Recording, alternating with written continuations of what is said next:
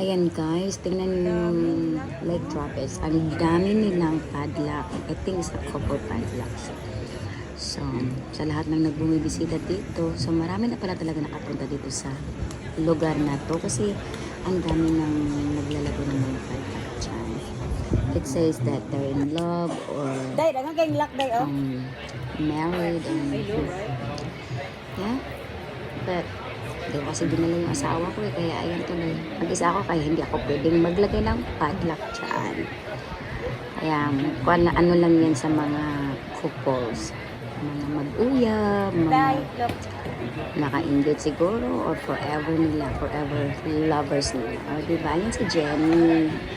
Napunta kami dyan sa Lake Travis kasi na dinala kami ni Ate Grace. Thank you so much for to you, Ate Grace. Ayan o. Bulo lang naman ako. Hindi ko alam po nagsasabihin ko. Di ba?